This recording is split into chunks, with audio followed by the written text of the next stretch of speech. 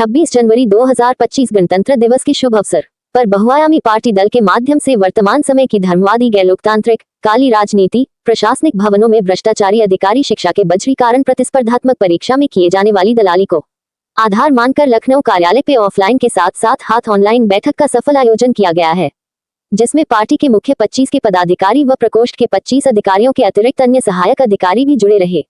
संस्था के राष्ट्रीय अध्यक्ष श्रीमान डॉक्टर के.एम. आमिश जी ने कहा कि पार्टी पंजीकृत हेतु सभी आवश्यक गतिविधियों व प्रस्ताव को पूर्ण किया जा चुका है। भारत निर्वाचन आयोग के माध्यम से बहुआयामी दल के नाम के प्रस्ताव को भी मंजूरी दी जा चुकी है।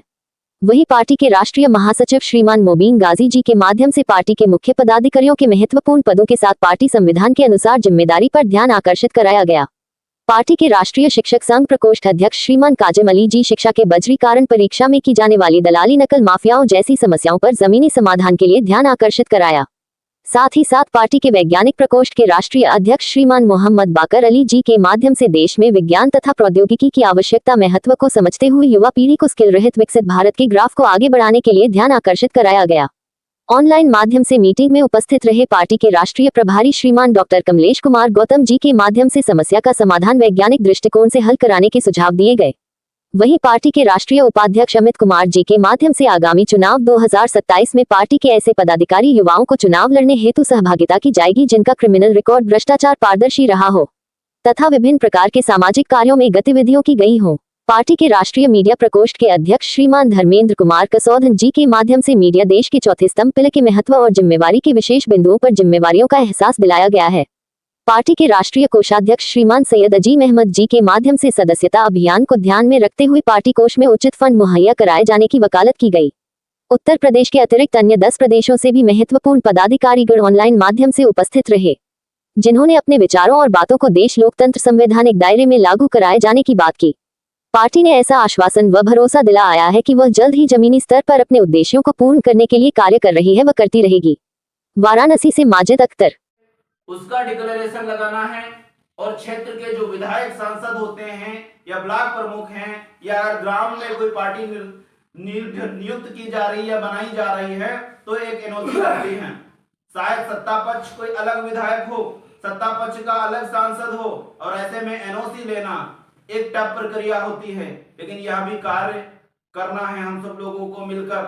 आने वाले दिन में सरकार नहीं चाहेगी कि कोई नया दल बने या सरकार की आंख में आंख डालकर प्रश्न करे, इसलिए प्रक्रिया को और भी कठिन किया जा सकता है, किया जा रहा है। आपको ज्ञात होगा कि 10,000 रुपए में एफिडेविट ड्राफ्ट हुआ करता था, जो राज्य में बढ़ाकर 50,000 कर दिया गया। वह दिन दूर नहीं कि लोग लाखों में लेकर जाएंगे। साथियों, आपका सहयोग ही हमारी बैसाखी है। आपके माध्यम से ही हम आगे बढ़ पा रहे हैं। आप चाहें तो बड़ा सा बड़ा बदलाव और परिवर्तन ला सकते हैं। अन्य भी साथी अपनी बात रखना चाहते हैं, सुझाव देना चाहते हैं।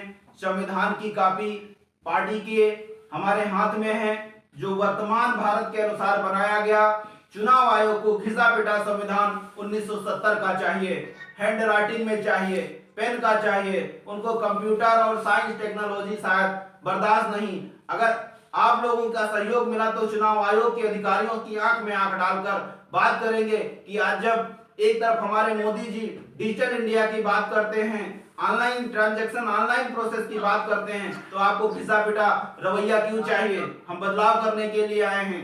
इसी तरीके से बहुत सारी बातें हैं, लंबा खींचा जा सकता है, लेकिन हम आप लोगों को भी सुनना चाहते हैं कि आप लोग हमको इस और हेतु क्या सुझाव दे सकते हैं, कितना सहयोग दे सकते हैं।